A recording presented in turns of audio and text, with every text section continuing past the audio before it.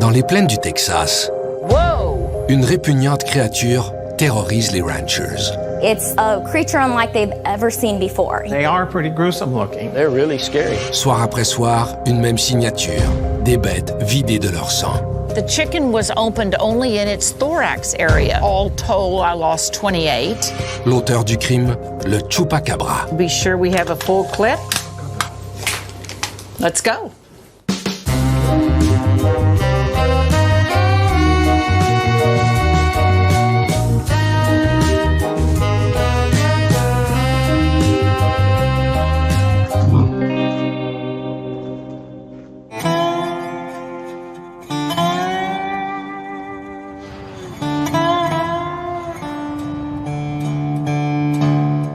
Texas, un riche État pétrolier du sud des États-Unis aux vastes plaines et aux époustouflants paysages.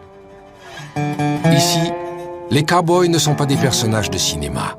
L'élevage bovin occupe une grande part de la vie dans les campagnes. Depuis une trentaine d'années, les ranchers guettent avec inquiétude les allées et venues d'une mystérieuse créature galeuse au gros saillant, le Chupacabra.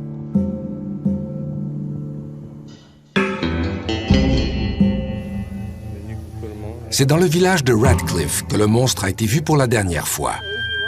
Would you go turn the chili off? Jackie et Arnold Stoke sont parmi les plus récents témoins. My husband has a habit. If he wakes up during the night, he will come to the patio door and shine a flashlight out in the yard to see if any animal out. He just enjoys that. And I like to look at the deer and the feral hogs, and I like to shoot feral hogs. That's one of my things I really like to do. One night, well, it was Friday night, he woke me up. It was after midnight. And that thing was sitting up in there eating corn, and I called Jackie, and I said, Jackie, I said, come here and look at this thing. I ain't never seen nothing like it. And he was sitting on the squirrel feeder eating corn. When you spot a raccoon, the eyes glow real bright. And this here didn't have no shine to it. And that's what kind of told me, I don't know what we got here, because the eyes didn't shine. And that was really strange, but also the next night it was back again. I didn't know what to think. I looked at that thing, I'd never seen anything like it. I know it's ugly, very ugly. It's got a long nose, something similar to what we have. You know, it's just something I've never seen before. Like I said, I've lived here most of my life and had never seen anything like this. I live right up the hill here, about 300 or 400 yards. She called my house one day and said, hey, we got a funny looking animal out here. And so I came down. I was a little shocked because, like I say, I've never seen anything quite like this before. When I was a little girl growing up, we've always heard of the myth of Chupacabra.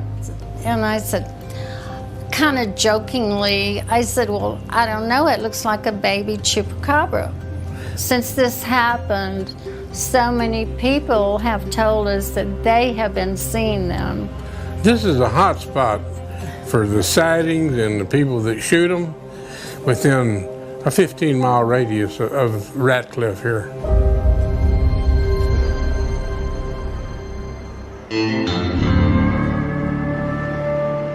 Ratcliffe compte une vingtaine de maisons, une centaine d'âmes et aucun commerce. À 10 km de ce hameau, Cuero, une ville de 6700 habitants fière de ses 200 ans d'histoire. Wayne Addix, retraité et président du musée du patrimoine local, se passionne pour le passé de sa ville. The mission of the museum is to tell the story of the history of Cuero and tell about its people. Cuero is a very volunteering town. Many people are here doing things to make the town a better place. There's a regular group that meets at the Dairy Queen. There's people who meet at the Wild Turkey in the evening. We do have our places where you can go get a good beer. There's, of course, church. Cuero is a very religious-based community, and we probably have over 30 churches in the town. The county itself is a major producer of beef, one of the largest shippers of beef in the country.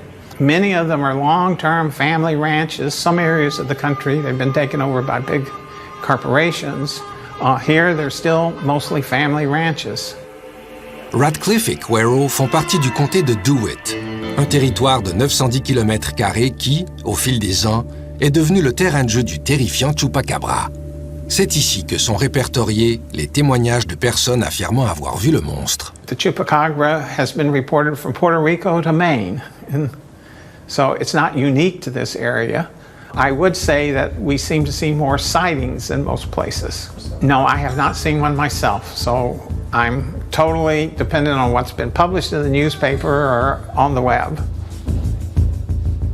You see the pictures of it, and when I first saw it, I thought, oh my goodness, that's really shocking to see.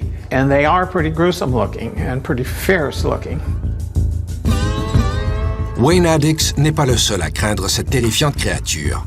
Dans le comté de DeWitt, et particulièrement à Quero, le Chupacabra est l'objet de toutes les conversations.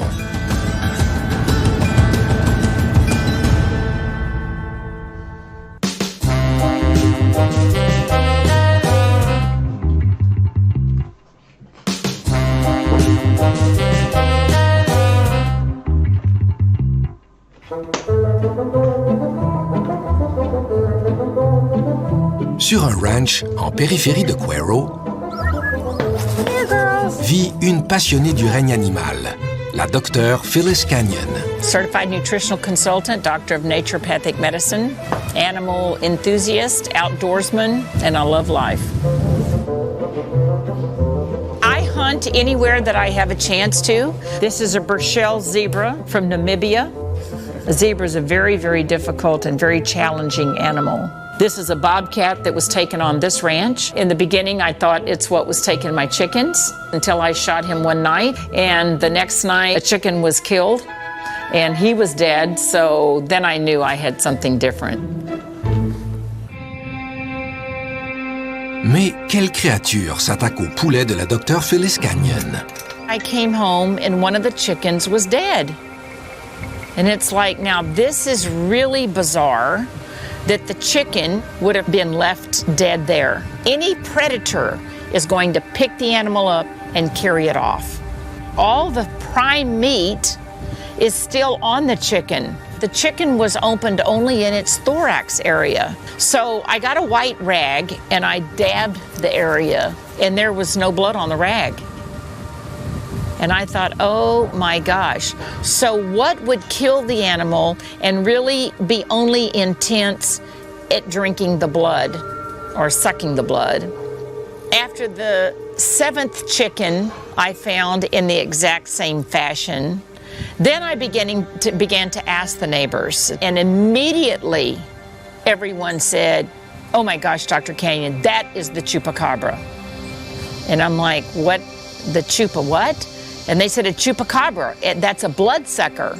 And he said, it's a Chupacabra, you've never heard of this? And I'm like, I have no idea. And it's like, well, it's a goat sucker. And I'm like, a goat sucker? And he said, yes, it kills the animal by sucking the goat's blood. I never heard the word ever in my life. Selon les divers témoignages, le Chupacabra possède une mâchoire de canidé menaçante, des crocs effilés qui serviraient à sucer le sang de ses proies, une peau galeuse grise et noire et des yeux rouges semblables à ceux du diable. Certains affirment même que la créature se déplace sur 2 pattes.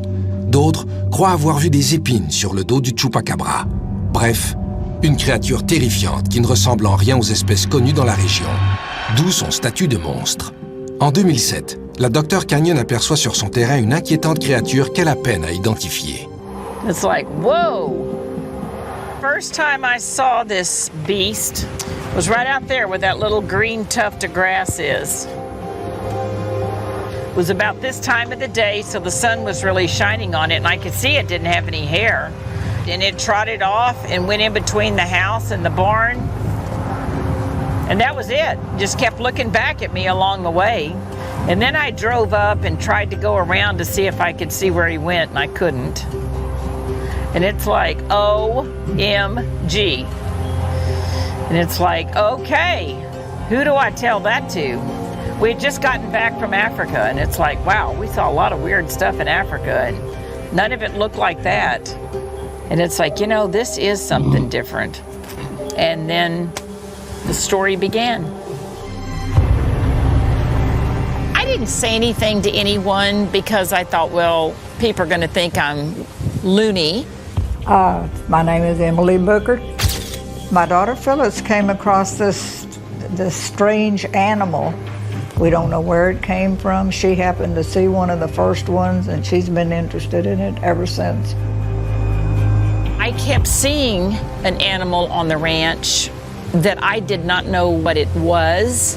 I didn't know why its behavior was what it was. But the more people that I told what was happening with my chickens, all told I lost 28, they all kept saying this same word, Chupacabra. And that's when I started to think, man, this is something really different, but why me? Am I the only one that's seeing it? Why on this ranch? Because this is nothing but ranch land around here. Pour le docteur Canyon, il manquait un trophée de chasse à sa collection. Mais une journée d'été, il y a 7 ans, a neighbor rancher called me about 7 o'clock one Saturday morning, and he said, hey, you know that animal that you've been seeing, that chupacabra? Somebody hit it on the road right in front of our ranch. La chance lui a souri. So I wanted to maintain the body so that we have it to always look at.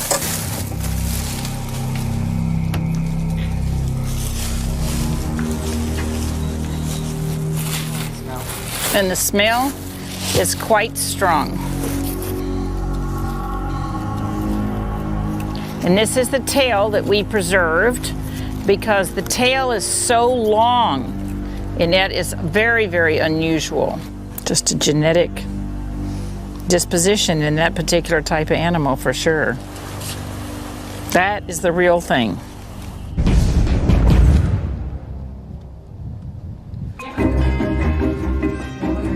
This was the Phoenix newspaper. This was in the Houston Chronicle. La capture de ce monstre a fait le tour de la planète.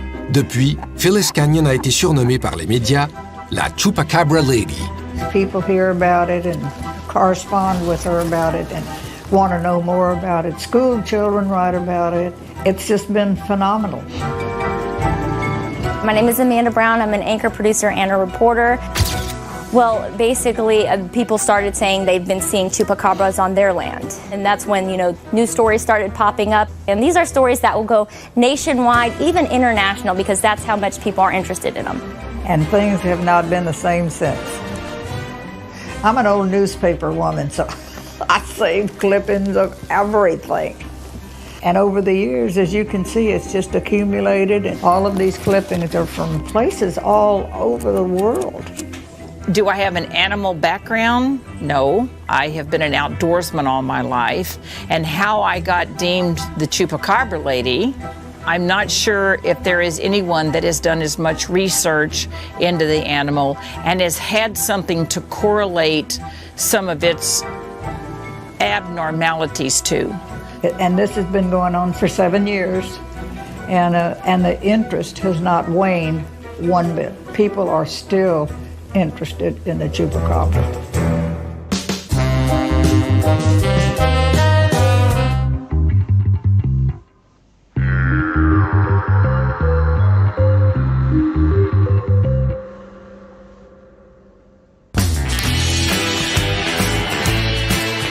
La pittoresque ville de Cuero a été fondée en 1870 grâce à l'arrivée du chemin de fer. Un décor parfait de film western ou d'un film d'horreur mettant en vedette un monstre. And even before the railroad got here, they started construction on housing and stores. And then as soon as the railroad arrived, business was going. And it became a fairly rowdy town. There were up to, over 30 saloons. Gunfighters came to town. It was a rough and tumble place, which over time slowed down, but even into the 40s and 50s, the West Main was known as the tough area of town. All you have to do is walk down Main Street and look at the buildings. It feels like walking in time. The town is filled with Victorian homes. Many of these homes were built by ranchers whose family didn't want to live out on the ranch. They wanted to live in town and have the benefits of the town.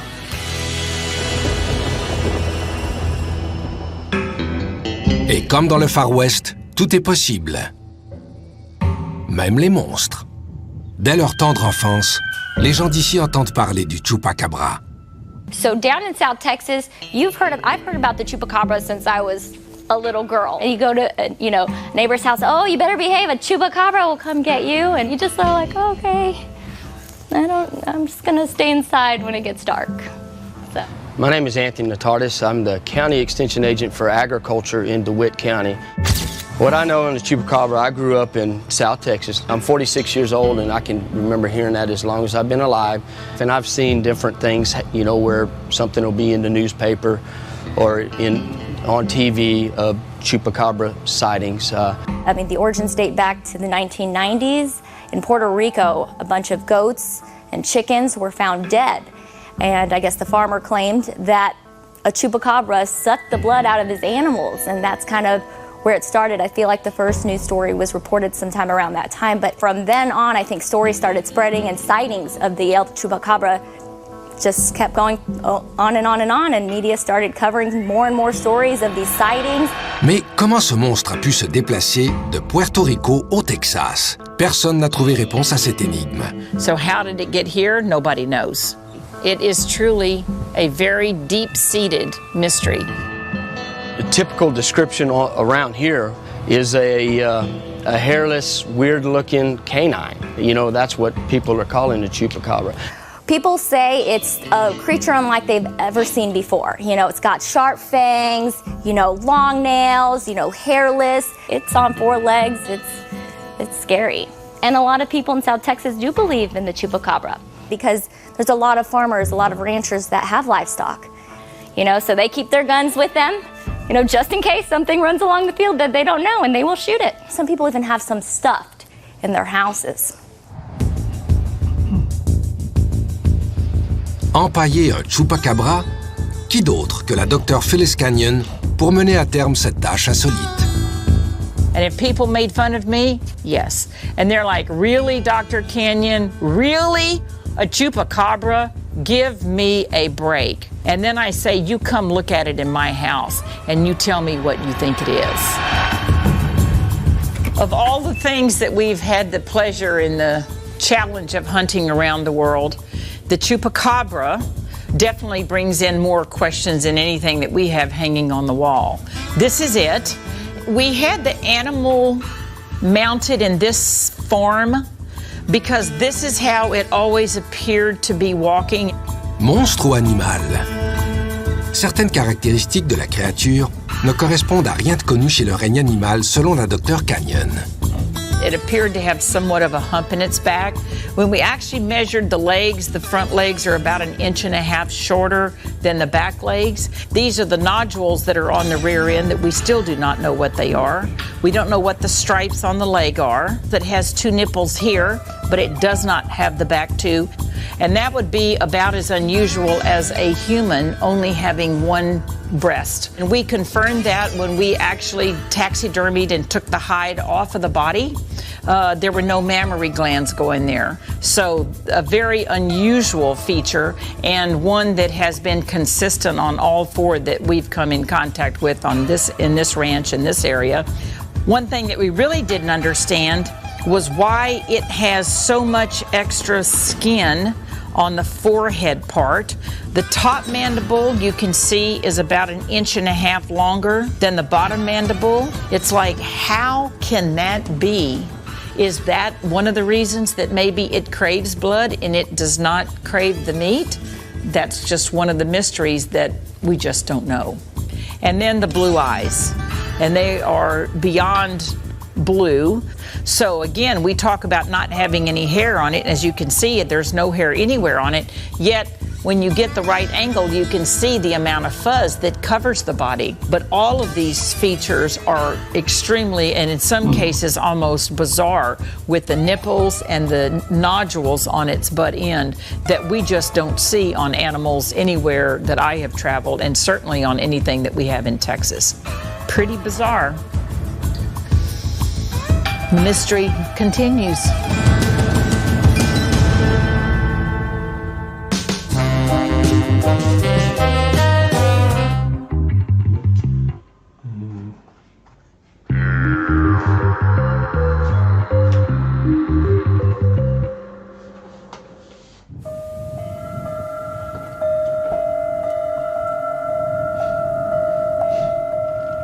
Malgré la capture de ce qu'elle croit être le cadavre d'un Chupacabra, Dr. Phyllis Canyon poursuit sa traque aux monstres et arpente régulièrement les chemins de terre de son ranch afin d'en attraper un vivant. I have been a hunter all my life. She started out hunting birds when she was old enough to shoot a BB gun. Just a little BB gun. I mean, she could do worlds with that thing. And now they just hunt the big stuff. And while my husband says, you know, we have to stop hunting, our walls are full, I do see a lot of bare space. She's not afraid of anything. I always have a firearm with me because if we have a chance that there is something there that doesn't need to be there, then we shoot it. That's just what we do in Texas, and I love that. It's great to do it. It's a relief buster.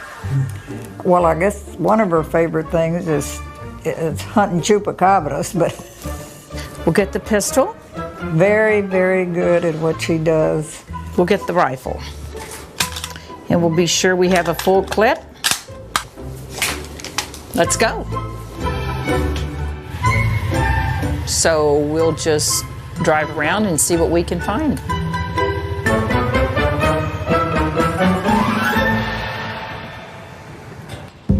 C'est à quelques mètres de sa résidence qu'elle a aperçu pour la première fois cette étonnante créature. I'm going to take you and show you where I saw the Chupacabra for the very first time. Well, this is the Chupacabra pastures. Watch this.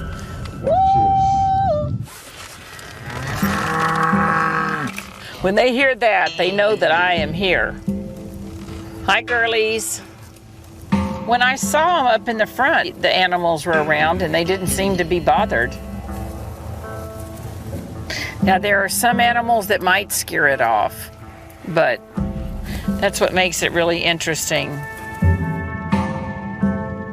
La patience et un sens aiguisé de l'observation sont des qualités essentielles pour capturer sa proie, estime Phyllis Canyon. I can sit and watch animals for hours and their behavior. It, to me, is so fascinating.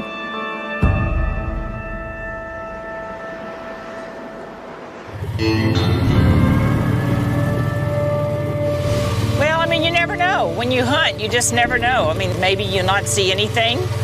Maybe you'll see something different. That's just the thrill of hunting.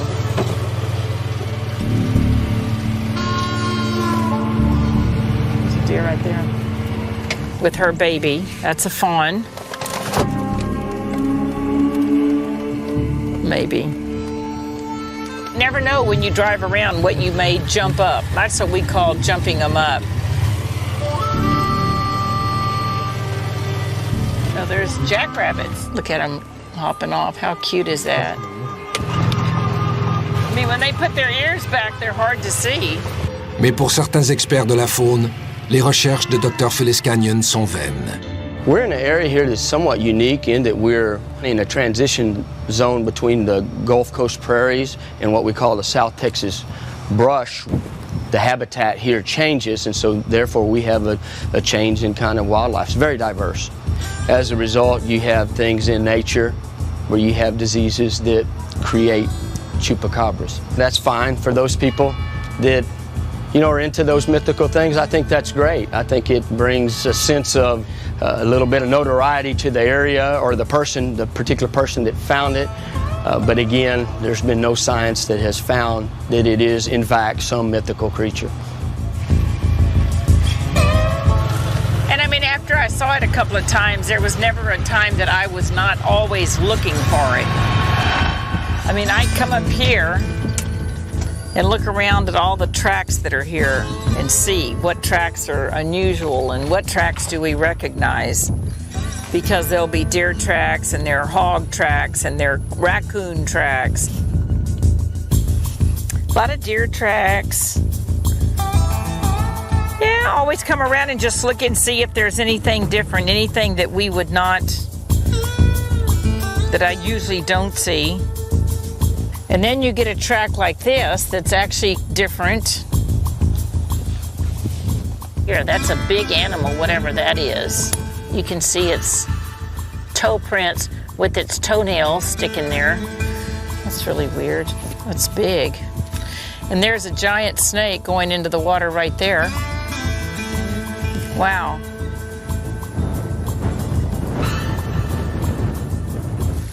That's really cool. Sometimes you're lucky and sometimes you're not, so.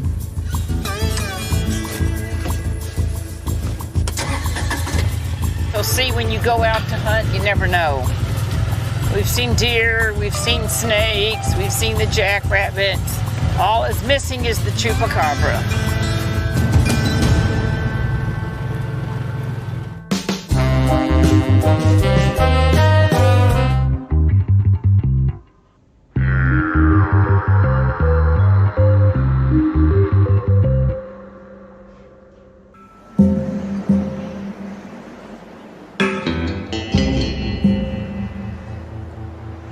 Jackie et Arnold Stoke ont été plus chanceux que la Dr Canyon. Ils ont finalement réussi à capturer la bête qui venait rôder dans leur jardin. Mais est-ce un chupacabra? I decided I'm going to go ahead and try to trap it. It's just in me to do that. I'm just a sportsman when it comes to wildlife and stuff like that.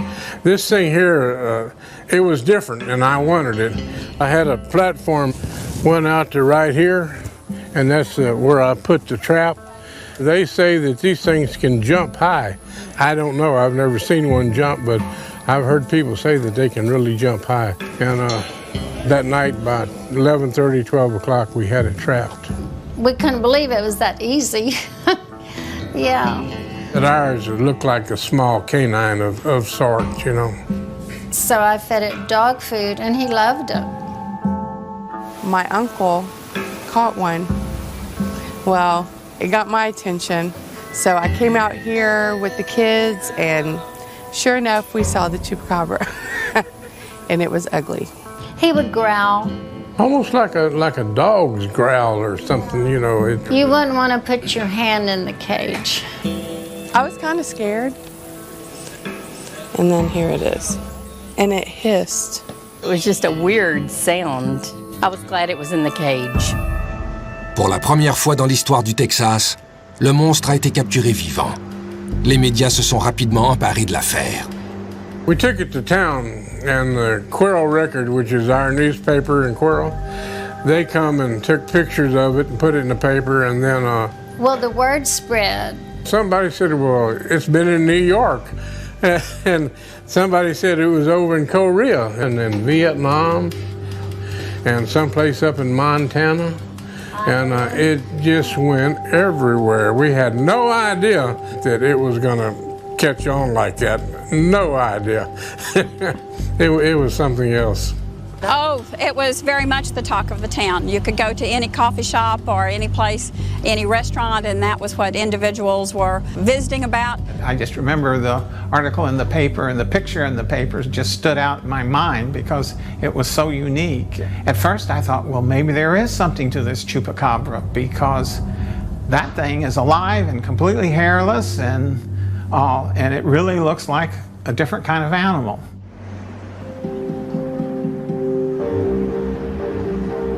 Mais la frêle créature piégée par les Stoke est-elle un monstre?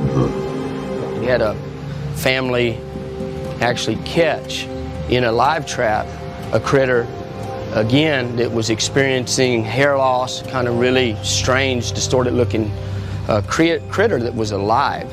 And they called me and they're like, oh my gosh, we have a baby chupacabra. And as soon as I looked in it, it's like, well, that's not a chupacabra. And they're like, but I think it was determined that it was a raccoon or something like that, that again had a severe case of sarcoptic mange. Travis Shar, I'm a veterinarian in Victoria, Texas. I've had a couple people, ranchers, that have shot what they thought might be a chupacabra, and they come in and they bring it here and they say, "What do you think, Dr. Shar?" And I'll look at it and I say, "Well, it looks like a mangy coyote." And so on one or two of them, I've actually done a little skin test, and sure enough, they've had sarcoptic mange. Mange is a name for the disease caused by a parasite, a mite, that gets down into the hair follicles, into the skin, and typically will cause the hair to fall out. Some people said it was a raccoon with mange. Well, I never once saw him scratch or act uncomfortable. The skin pigmentation on that thing was good, and it had no sores or no red spots, or it did not scratch or anything to that effect, you know, so that thing does not have mange. they put cat food in the cage, and it actually picked it up and ate it with both hands, which is what a coon does, a raccoon. I'm like, and they just didn't want to believe it. He had a growl, which the old coon hunters said was a sound unlike a raccoon makes. It's a raccoon. There's no two ways around it. It was at the Dairy Queen one morning in back of the truck, and I have some friends that come out, and they all said that thing does not have mange. I'm thinking it could be something that's come over from Mexico. We were advised to not turn it loose, that we had to have it euthanized, which we did. Humanely. I don't know what I'm going to do with that ugly thing.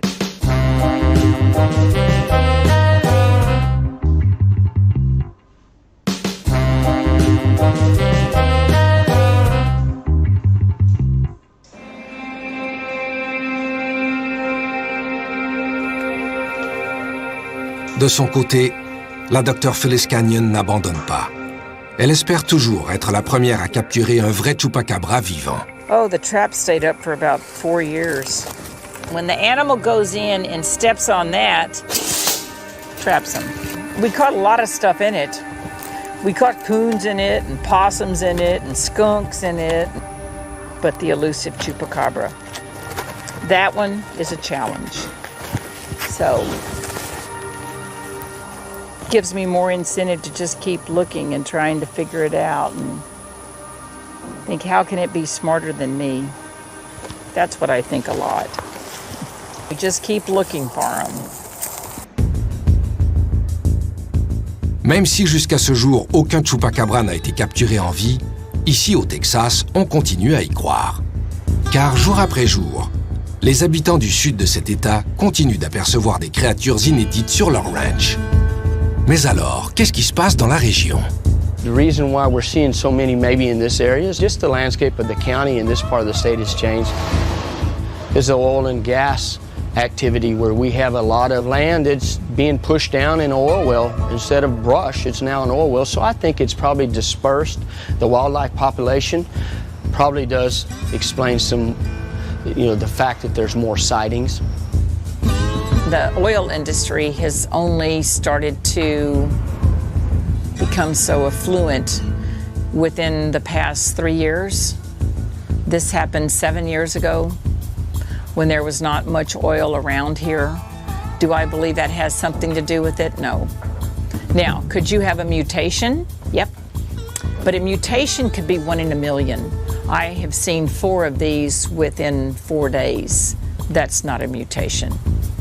Are there any facilities anywhere within our ranch, 150 miles, that perhaps have contaminated water? Nothing anywhere in sight. It would have affected our deer population and our coyote population and our wolf population that we see right now, and they all still look the same. The other change would be the environmental conditions have changed. We've been in and out of a drought now for probably 10 years or more. We've had droughts followed by a lot of rain. I think maybe environmental conditions have caused these mites that cause the sarcoptic mange to thrive.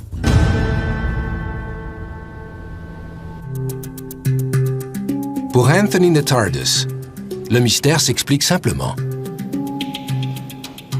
If I recall, back then in 2007, Phyllis actually contacted my office as well as the game biologist and the game warden in this area, and all of us said the same thing, that this was probably again, a coyote that was out there or a fox that had a severe case of mange. Are these guys buffoons? A fox? A fox body is this big. So it's not a fox, you guys. This animal is huge. And this mange kept coming up. But every picture that I came across actually showed patches of hair missing. So typically when you have mange due to skin mites, the skin will look diseased because, number one, the hair's out, number two, they've scratched, number three, they get a bacterial infection, so they get scabby, flaky, inflamed, abnormal looking skin. As you can see, there's no hair anywhere on it, yet when you get the right angle, you can see the amount of fuzz that covers the body.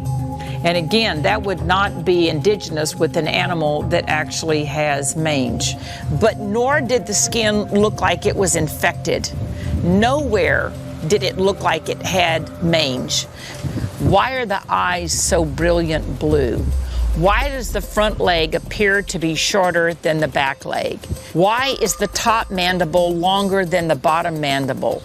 You know, that disease, as it enrages the body in advanced forms, can really distort the look of the hide, the skin, facial features. So they're really scary. And I can see how people would, you know, latch onto a story and call it a chupacabra or whatever else they want to call it. Some people are absolutely convinced that there is a different kind of animal out there. Others are not. I'm one of those probably who's not convinced. What it would take for me to believe in the chupacabra is scientific evidence. It would take some reputable biologists to tell me that their DNA and all is different. Devant le doute, la docteure Phyllis Canyon a décidé de soumettre la carcasse de son Chupacabra trouvé mort en 2007 à l'ultime test, une analyse d'ADN. So I contacted UC Davis, University of California in Davis, California. They are the largest forensics animal university in the United States, and said, I have an animal that I want to do DNA on. So after about 8 weeks, they called me and they said, we have the results in, and are you sitting down? And I'm like, yes, I am.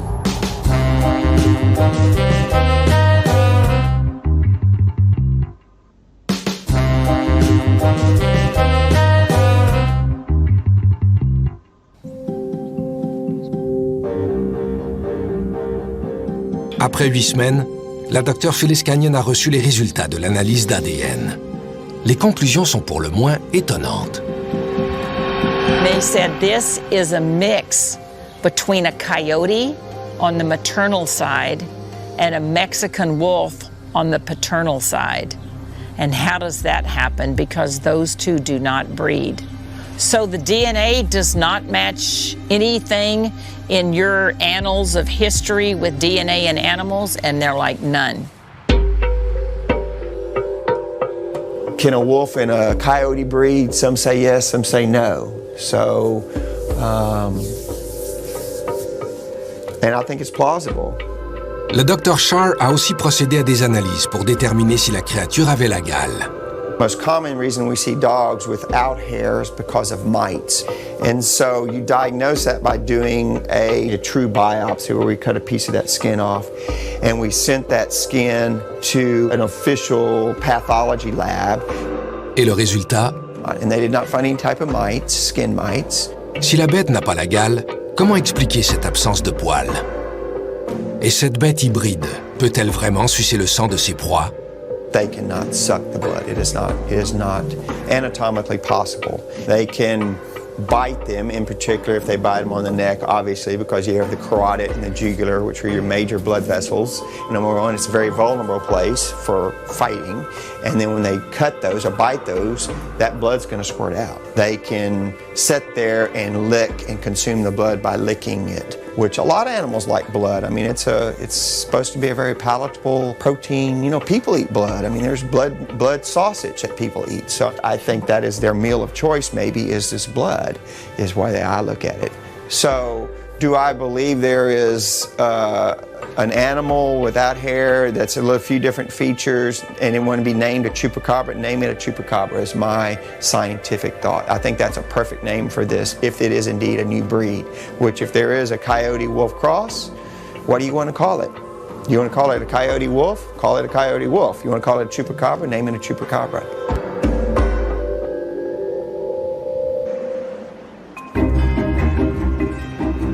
Nouvelle espèce ou monstre mythique, à Quero, les avis sont partagés. Do I believe? I believe anything is possible. Do we call it something different, or do we call it what that name is? As a professional in the business, we just know it as a fun thing for people to have fun with as a mythical creature. It's hard because that name is so tied with being a mythical animal. It's kind of like the boogeyman. I'm the type of person, I like to believe in folklore and myths. I still believe in Santa Claus and Tinkerbell. Because we have seen a number of them, and a number of them have been killed, hit by cars and so forth, there are a lot of people who believe they are a different animal. I saw them. I know they exist, whatever this was. It's just not enough data for me to give a coherent answer, to be honest. And we know it's not a dog, and that it's not a mangy coyote or a mangy wolf. But what is it really? The mystery continues. So as long as no one says this isn't a chupacabra, you can't really say.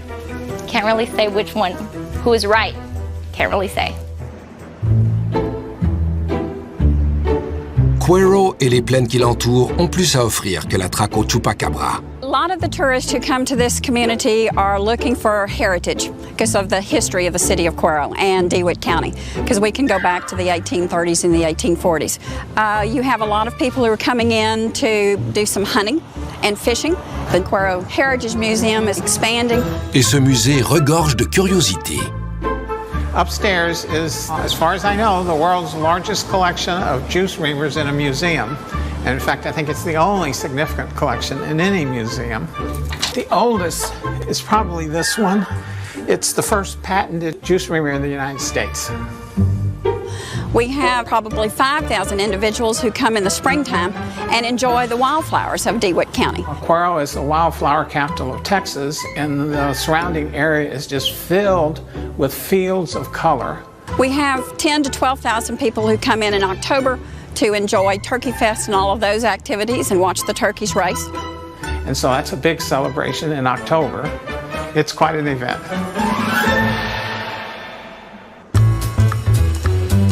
Mais bien sûr, le Chupacabra reste la figure emblématique du coin. There's a reputation out there about the Chupacabra. It's spread out. So we get people who have come here specifically looking for a Chupacabra. So it's helped the tourism. It's helped our reputation. So I saw a lot of people who came into the community to look for the Chupacabra, and they walked away with a t-shirt and maybe a cup of coffee. I know one lady in our area in Quero, she sells shirts that say the Chupacabra on it. Alrighty. To everywhere. People, I mean, in different countries are interested. I won't say it's a major impact, but it is definitely an impact. I think that those sightings by those individuals were, in their minds, very real. They've broadened our horizons. They've brought us to another threshold of education about mythical creatures, as well as the possibility that some animals may be different because of their environment. Le Chupacabra a définitivement marqué le quotidien des habitants de Quero.